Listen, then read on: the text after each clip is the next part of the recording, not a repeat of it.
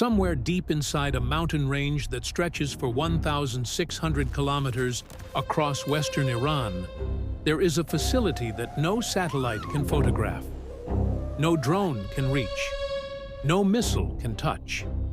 It sits beneath 800 meters of solid rock, limestone and dolomite compressed over millions of years by the collision of two tectonic plates. To put that in perspective, the most powerful non-nuclear bomb ever built by the United States military can penetrate roughly 60 meters of rock. 60. The facility is at 800. That is not a gap. That is an abyss. And the people who built it did not learn how to dig underground yesterday. They have been doing it for 3,000 years. When I first came across that number, 800 meters, I honestly thought it was a typo. So I went to the source.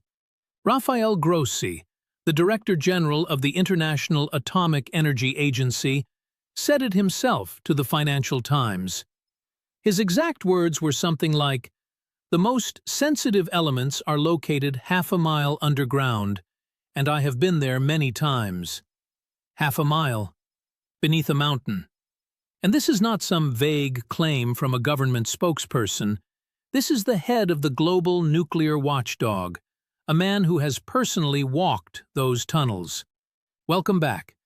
Today we are going deep, literally, into the most impenetrable underground installations ever built by human hands. And the part that blew my mind the most is not the depth itself. It is the reason they were able to build them, because this story does not begin with nuclear centrifuges or modern engineering. It begins 3,000 years ago with a group of men called the Mukanis, digging into the earth with nothing but picks, shovels, and oil lamps. And what they created changed the world. To understand what Iran has built beneath the Zagros Mountains, we first need to understand the mountains themselves. The Zagros Range is not an ordinary chain of hills. It is a geological fortress, 1,600 kilometers long, up to 240 kilometers wide. Formed by the slow, relentless collision of the Arabian tectonic plate crashing into the Eurasian plate, a process that has been going on for 25 million years and has not stopped. The mountains are still rising.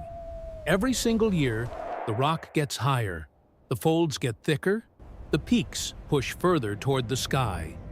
The highest point, Mount Dina, reaches 4,409 meters. The rock composition includes limestone, dolomite, and in some areas, volcanic basalt and rhyolite, the same type of rock found in Iceland. Geologists from the University of Haifa have compared the geological profile to the Tibetan Plateau, noting that the tectonic collision has lifted ancient, exceptionally hard rock from deep within the Earth. This is rock that in many areas exceeds the compressive strength of reinforced concrete. It is not just a mountain range, it is a wall, a natural wall that has been separating civilizations, deflecting invasions, and protecting empires for millennia. Think about that for a second. The rock inside those mountains is, in some places, harder than reinforced concrete. So when someone digs a tunnel 800 meters into that mountain, the rock itself becomes the armor. You do not need to pour concrete. You do not need to install steel plates. The mountain does the job. And that is not a coincidence.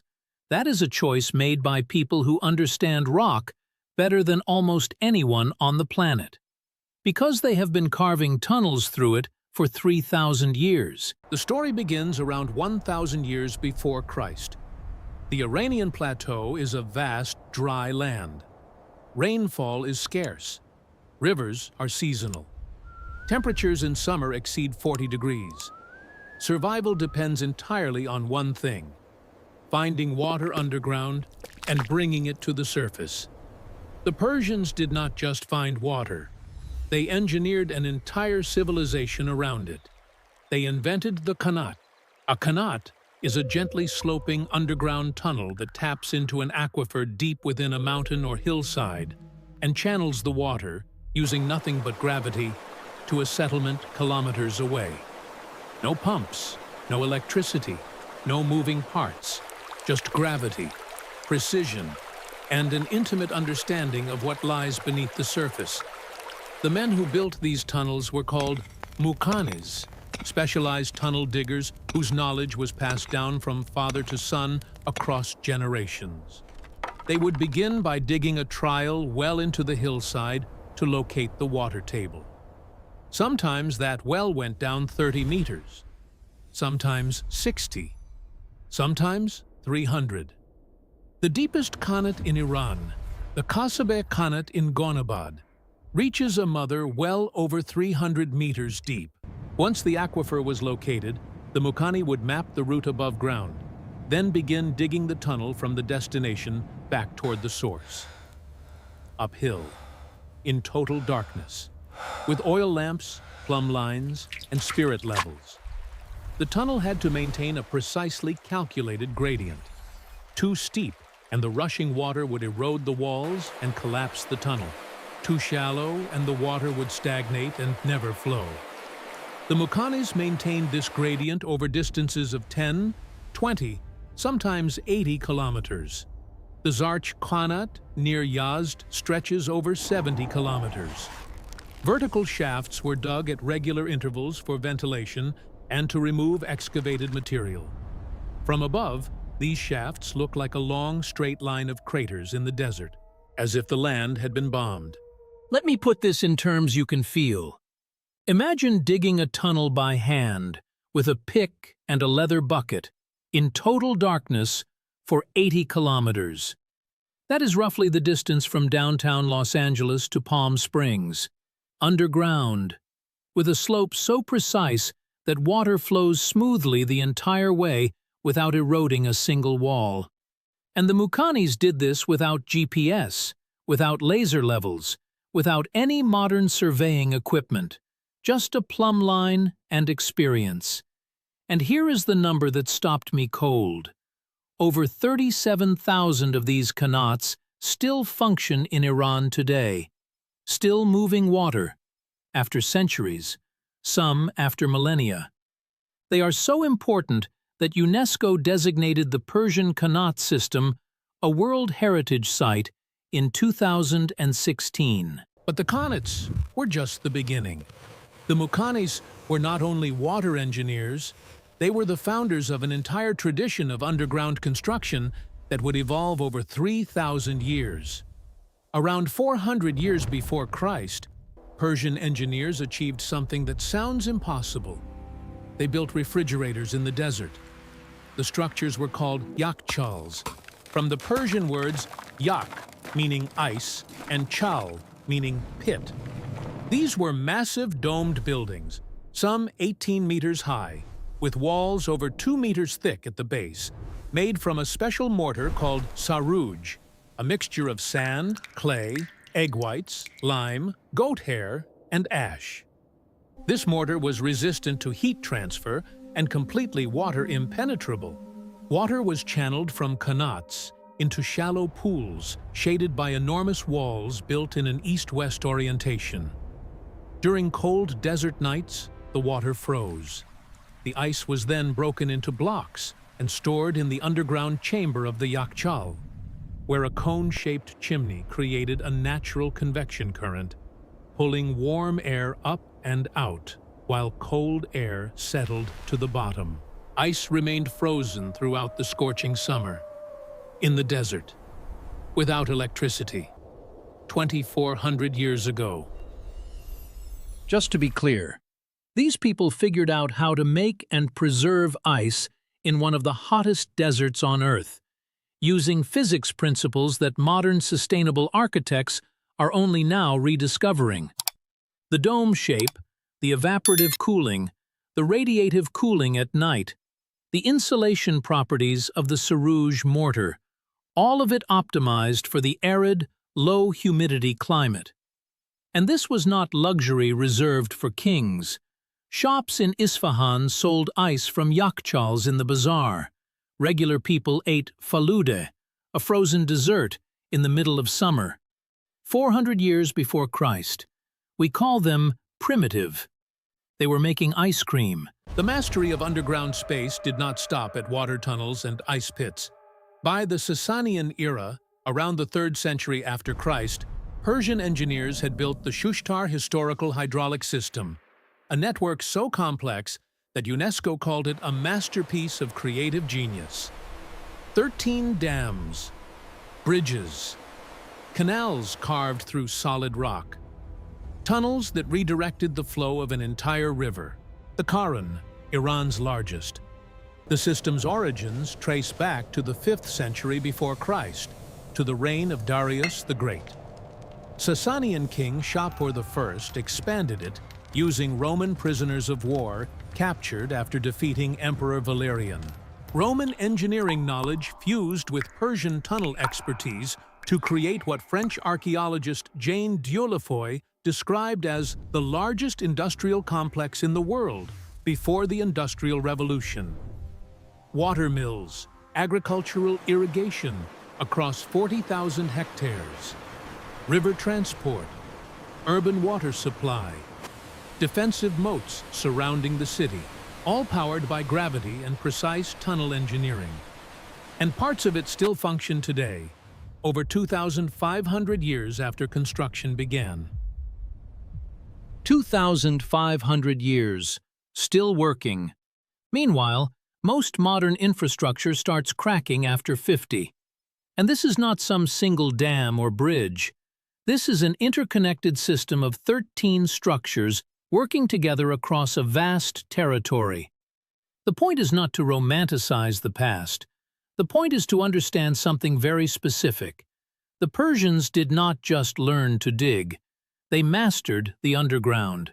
Water, temperature, pressure, gradient, rock composition, ventilation, drainage.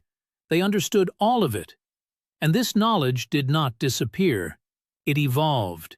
And what comes next is where it gets truly unsettling. In the small town of Nushabad, about 5 kilometers north of the ancient city of Kashan, a man was digging a sewage ditch in his yard in 2002. His shovel broke through into empty space. Below his house, he found a tunnel. Below the tunnel, he found another. And another. What archaeologists eventually uncovered was an entire underground city, spanning 3 levels, reaching depths of 4 to 18 meters, covering an estimated 15,000 square meters. They called it Uyi. It dated back 1,500 years to the Sasanian Empire. Nushabad was not just a shelter. It was a city. 3 floors connected by vertical shafts. Bedrooms, kitchens, storage areas, latrines with wastewater channels. Ventilation shafts in L and U shapes that used natural air pressure to circulate fresh oxygen deep underground. Oil lamps carved into the walls. Water piped in from qanats. And the most remarkable aspect was the defense engineering. The entrances were hidden, some inside houses, some behind ovens, some inside water cisterns. The passages were deliberately curved so that invaders could never see more than a few meters ahead. Deep holes covered by rotating stones served as traps. The 3 levels were designed so that movement between them went from down to up, meaning defenders on higher levels could ambush anyone ascending. When enemies entered Nushabad, they found a city that smelled of food, with lamps still lit, stoves still warm. But no people. The entire population had vanished into the earth beneath their feet.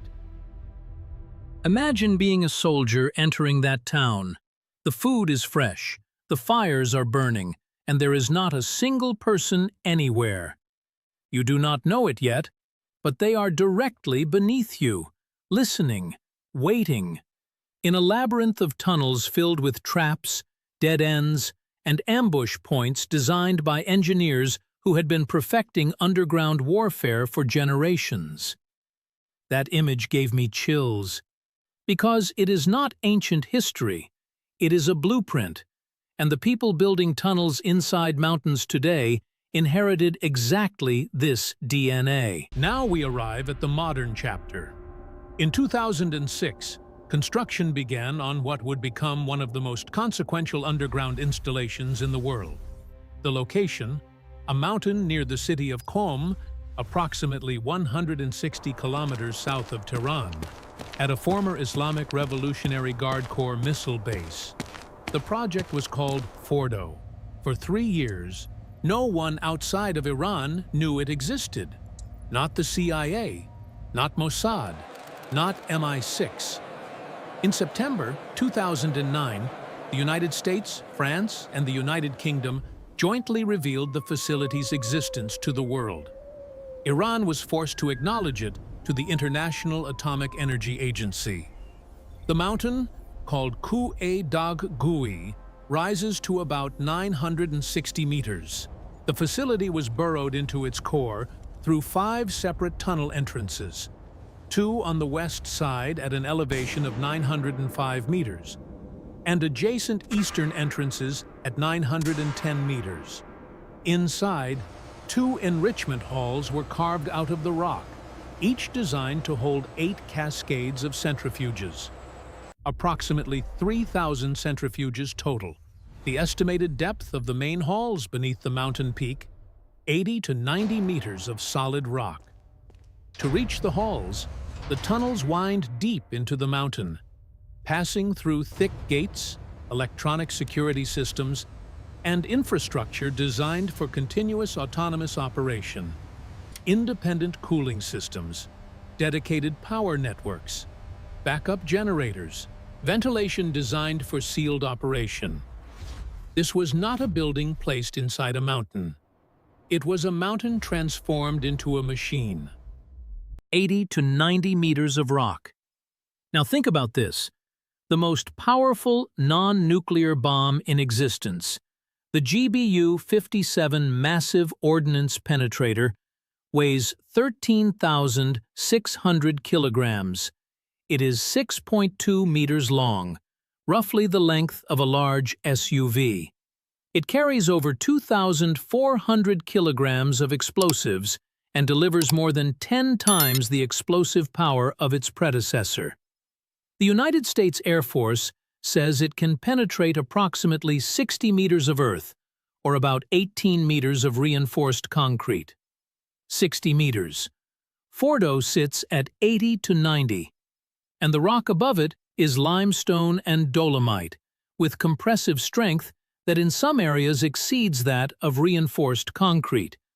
So, even the most powerful bomb on the planet, dropped from a B-2 stealth bomber, the only aircraft capable of carrying it, would theoretically fall short by 20 to 30 meters. And that is assuming a perfect strike on the exact same spot. On June 22, 2025, the theory was put to the test. In the early hours of the morning, 7 B-2 Spirit stealth bombers approached Iranian airspace. They dropped 14 GBU-57 bombs on Fordow and Natanz. At Fordow, approximately 12 of these massive ordnance penetrators struck the mountain. Each one a 30,000-pound steel alloy projectile, GPS-guided, equipped with a smart fuse capable of detecting structural voids during penetration and timing detonation for maximum internal destruction. The bombs hit. The mountain shook. And when the dust settled, the debate began. United States President Trump declared the facilities completely and totally obliterated. Iran's government initially claimed limited damage. 3 months later, IAEA Director General Rafael Grossi confirmed that almost all sensitive equipment at Fordow had been destroyed. The centrifuges, extremely sensitive to vibration, could not survive the seismic shock even if the bombs did not physically reach the chambers. But the structure itself, the tunnels, the halls carved from the mountain, those remained. The mountain absorbed the blows, cracked, shaken, but not breached. And here is where the story takes its most disturbing turn. Because Fordow was never the deepest facility. It was the one they knew about. Before the bombs even fell, something was already happening. Satellite images captured a convoy of vehicles leaving Fordow in the days before the strike. Materials were being moved. But to where? And the answer is a place that most people have never heard of. Approximately 1 mile south of the Natanz nuclear facility, there is a mountain that analysts call Pickaxe Mountain, from its Persian name Ku-e-Kolang Gazla. The mountain rises to 1,608 meters above sea level. In 2020, satellite imagery began showing something alarming: construction activity, excavation, growing spoil piles, roads being graded into the mountainside. By 2023, the Institute for Science and International Security had confirmed the site's existence. 4 tunnel entrances were visible, 2 pairs, one to the east and one to the west. Each tunnel approximately 6 meters wide and 8 meters high, large enough to drive heavy equipment through. The estimated depth of the underground facility, between 80 and 100 meters beneath the rock, possibly deeper. Analysts noted that the mountain harboring Pickaxe is significantly taller than the one at Fordow, roughly 1,600 meters compared to 960. This provides potentially far greater protection. The facility's above-ground footprint covers approximately 1 square mile. A 4,000-foot security wall was completed around the perimeter between June and September 2025, immediately after the American strikes on Fordow. International inspectors were never given access. Iran has never publicly acknowledged the site's purpose. 100 meters deep, under a mountain that is 60% taller than the one at Fordow. With 4 tunnel entrances instead of 2, built in secret, never inspected, and construction accelerated right after the first facility was bombed. Now remember, the GBU-57 can penetrate 60 meters. 100 is already out of reach. But here is the number that changes everything. In an interview with the Financial Times, IAEA Director General Rafael Grossi revealed what no one in the public sphere had fully grasped. Iran's most sensitive nuclear elements, he said, are located half a mile underground, 800 meters. He stated that he had personally visited these depths multiple times. To reach it, he described going deep, then deeper, and deeper still. 800 meters beneath a mountain of rock that has been compressed by tectonic forces for 25 million years. For context, the legendary NORAD complex inside Cheyenne Mountain in Colorado, the bunker built to survive a direct nuclear strike of 30 megatons, sits approximately 610 meters beneath granite. It was the most heavily fortified military installation the Western world had ever built. Its 25-ton blast doors can seal in 45 seconds. Its 11 buildings sit on giant springs to absorb shock waves. It has its own power plant, its own water supply, navigable underground reservoirs. It was designed to be the last place standing after a nuclear apocalypse. And Iran's facility is nearly 200 meters deeper. Let that sink in.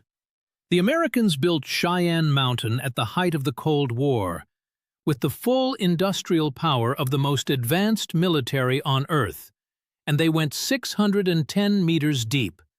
Iran went 800, 200 meters deeper than the bunker that was built to survive nuclear Armageddon.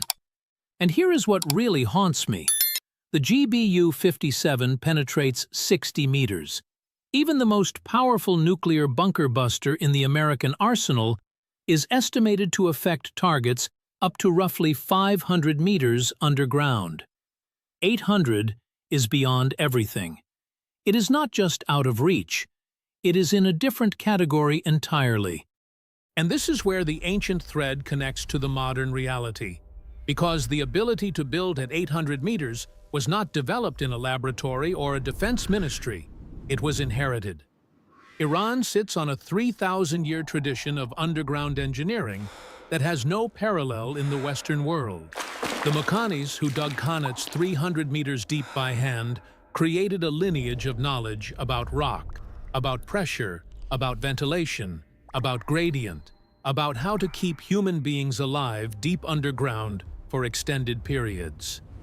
The builders of Nushabad created a template for underground cities with defensive architecture, hidden entrances, and self-sustaining life support systems.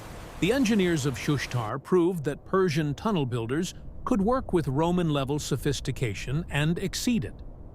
The creators of the Yakchals demonstrated mastery of materials science, passive cooling, and the physics of sealed underground environments. Each generation passed its knowledge forward. The Makanis never disappeared.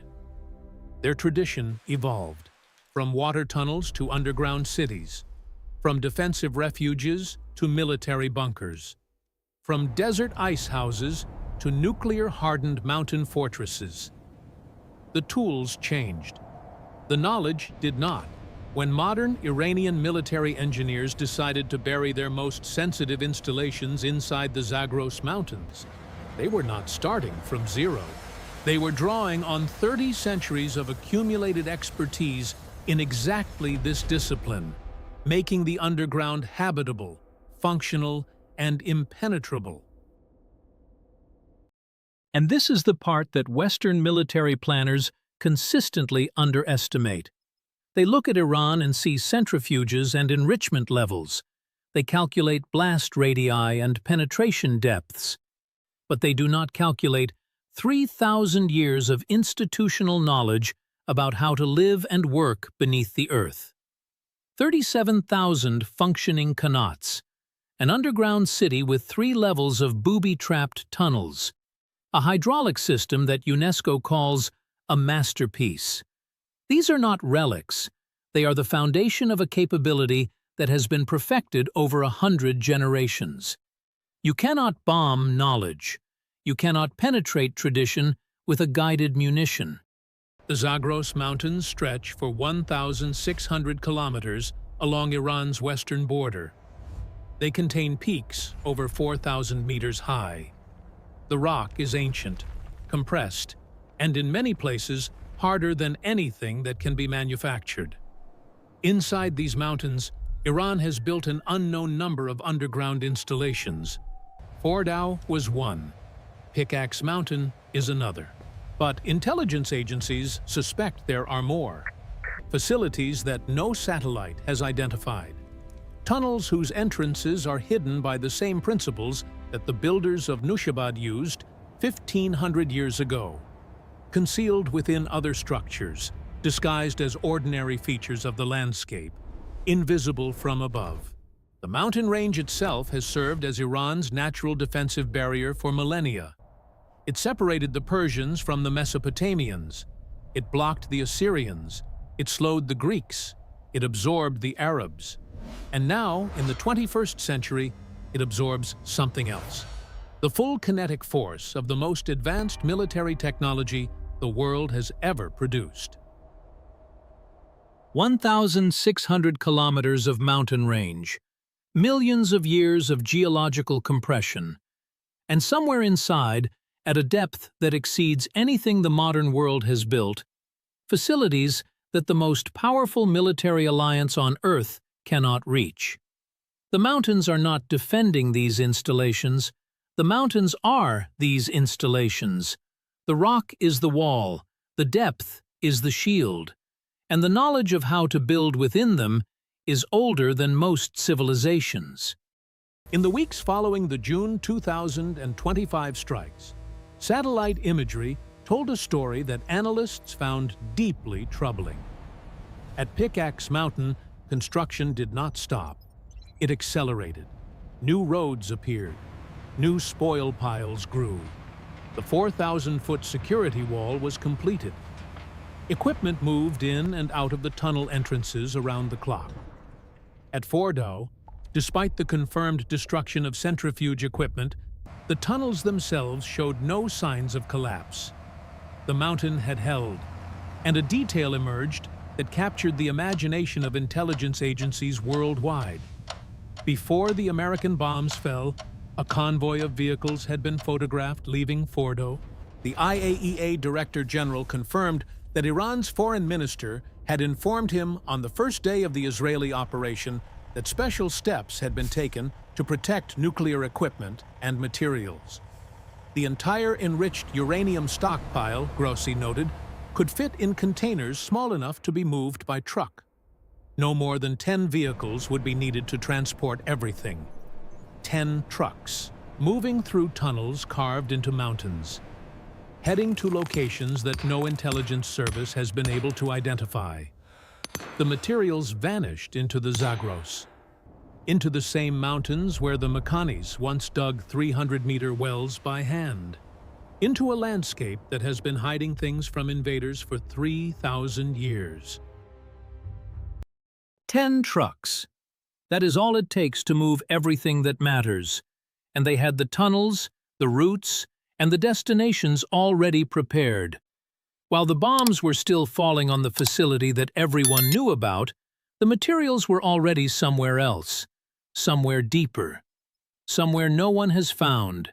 And here is what stays with me more than anything. The story of Iran's underground fortresses is not really a story about nuclear programs or geopolitics. It is a story about the relationship between a civilization and the earth beneath its feet. For 3,000 years, the people of this land have turned to the underground when the surface became hostile. When the desert was too hot, they built yakhchals and went below to find cold. When the land was too dry, they dug kanats and brought water from invisible aquifers kilometers away. When invaders came, they vanished into underground cities with hidden entrances and waited in silence.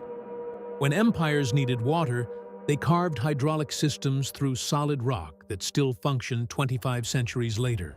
And when the most advanced military technology on Earth came for their most sensitive secrets, they put them 800 meters below the surface, inside mountains made of rock, older than the human species. The surface changes, empires rise and fall, borders shift, technologies evolve, bombs get bigger. But the underground endures. It always has.